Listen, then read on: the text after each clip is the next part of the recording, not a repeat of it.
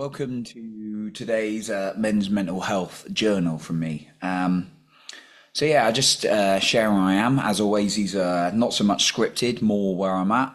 Fortunately, I've done many podcasts, so I'm quite used to the whole talking to the camera, talking to people thing. And that's definitely helped me in the day-to-day life with my social interactions and things like that. So how am I doing? Wow.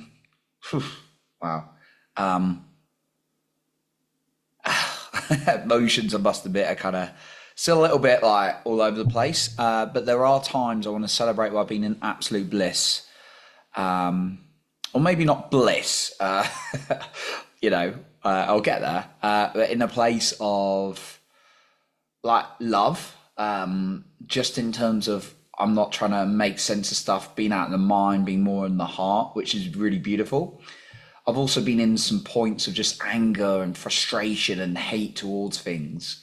And I don't like being in that place, of course, that sometimes the body takes over. And then also just moments of real depression and quite dark moments yesterday. That's where I was yesterday. For example, I went with one of my best mates and his little boy, who was awesome. Great couple of guys as I hang out with, and we just went for a walk, really long walk. We did like 25,000 steps in total, I believe. Well, over that, considering the extra things I walked as well. And yeah, like we're on a sunny day, the most beautiful views, and I was really down. I was really in my mind. And yeah, I found it very difficult because I felt very alone at the time. But then I found myself a song, and sometimes a song can really bring out emotions that need to come out. And I was having a conversation the night before with someone who, well, it was their boarding because he is in Australia in my mastermind, and we really connected really well. And he's just telling me, oh, songs helped him work through some really dark times.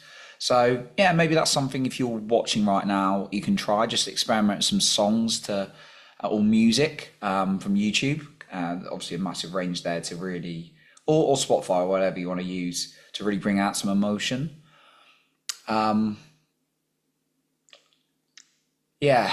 Um, but today I went for a walk just by myself, and I was listening to the emotional song again. Um, and that was really beautiful. But then I felt in a place of absolute love and accepting things for where they are. And like everyone said, I don't want to go down frustrations, but I think there's a lot of very surface level of guidance out there. And what I'm really wanting to do is be very real and give as much as possible going forward. And I've got really connected to my mission again. You know, my mission ultimately is about helping people share their voice, and I do that with podcasting. But I'm also very set on helping people ghostwriting, getting people writing their books. And I do that for free, but you know, obviously I'll build it into some monetization thing, so obviously I can make a business out of it as well. But I'll do it free at first, obviously, as always. But then the other part of me is really wanting to help men's mental health, and what I'm going through right now I know is a blessing in disguise because it's really giving me more power to go deeper into my emotions and go into some extreme levels of hurt. And as I spoke about, it's come from the area of dating and intimate relationships always brought it on. Like I had a really hard situation in 2023 and I got into a bit of a dark place. That was a long term. Recently, I had a much more shorter term, but the connection was really, really beautiful and really high for me. And then it was kind of just gone. And I ended, sorry, she ended it and we ended it pretty well. But like the situation, it wasn't obviously a relationship or anything. But yeah, it's still really hurtful to me just from going one extreme to the other. Even though we talked about it, not, you know, it wasn't a serious one, like I said, but it just really hurt me. Having that level of connection with someone and then suddenly it changed in the space of a few days. And I'm getting to a level of acceptance with that. But that really impacted me mentally. I was set, and me and my mate were talking about this, and he's had similar things. And yeah, like just as a man, like I kind of go on a tangent, but like I don't know if you're a man or you're a woman or another gender watching this, but yeah, like as a man, for me, I know we're all different, and I can never read something, but I'm actually a very sensitive guy, and I'm never going to apologize for that. You know, I'm not like going to cry on the first date or anything excessive like that, or share all my feelings and lifetime like challenges or anything like that. Right? You know, I'm very open to that stuff, like I'm doing here, but I'm quite a sensitive man. Like I care about people, and I also have, you know, although I've done like been a sales manager, all these kind of like hardcore things, being like a football captain, all these kind of things. I get I'm not into a people pleasing element, but I don't like upsetting people deliberately. I don't like people saying, you know, if they said something cruel, like, which they don't tend to because I have strong boundaries. It can be quite hurtful. Someone just like pulls away suddenly from like extreme interest. That's really wounding to me. So yeah, I've just been working through that, and I'm just being real on here. But yeah, like I feel like there's a transition, and staying off of alcohol is definitely good. Like, yeah, it's as much as you're like I want to drink because what alcohol does, you know the pattern, or anything you distract, you know, sex, drugs, porn, whatever you want to talk about, you know, it does. But the alcohol's even more has a massive impact for me. Is like you go into a place of bliss. Like I feel like I go into a place of bliss because it shuts down that overthinking mind, and then you're like, ah, it's just me. And then it's like suddenly it comes back like 20 times stronger afterwards for me. So I know alcohol's just bad in the long run. So yeah, I forgot where I'm good. Like it's it's interesting not having a script, but it's also beautiful because I like to have structure and things, and not doing that on these is it's useful. Yeah, you know, I've got so many my thoughts come in a little bit. It's like, should I do this? Should I do that? It's like, no, just leave it where it is, kind of thing. I've done the right thing. The boundaries and things I put in place, the blocks and things like that. Obviously, won't go into it too much because it's personal to the other person as well. But like, anyway, yeah, it just I, I think it's just for me one thing I'd ask, and I know that it's definitely taught me lessons on how to treat people. Is just in general, just be very like don't you know you can't be in a world where you like considerate about every single thing you say or do because someone will always get offended and things like that. But and you stop being, you know, don't stop being authentic to you. But I would just say to people, stop, you know, be a bit more compassionate. If you're close with someone and then you suddenly like move away, just think about the impacts that could have on the other person. You know, don't give them signs that you may be highly interested one moment and then not the other. That's one thing I would say to people, just because it can be really hurtful, particularly for us who are really sensitive and have had. And I'm not ashamed to say, like I've had a lot of abandonment wounds in the past that I work through, and that's my stuff to deal with. But it's just been a little bit more compassionate people in the world. That's what I would say. But it certainly humbled me and allowed me to really care even more about other people. And we don't do it deliberate. Like obviously some people do because they're like malicious, but that's not the case here certainly.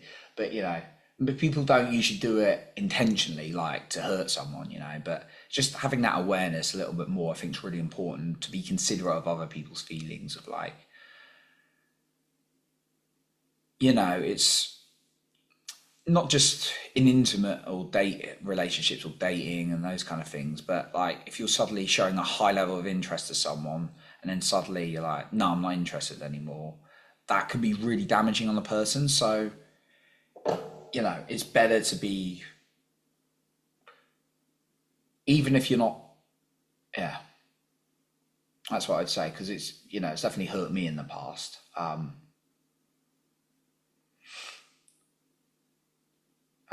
Of course, there's people like the Andrew Tate of you say, they go, oh, this, and if that's his truth, that's his truth. But like, yeah, I'm just speaking from my own experience here, as I always do, and truth. And if someone don't like it, that's totally cool. Um, yeah, where else was I going with this? I'm finding, yeah, listening, getting rid of your mission is really helping. Talking to one of my best mates yesterday really helped me. Um, Knowing he had gone through similar things has really helped me.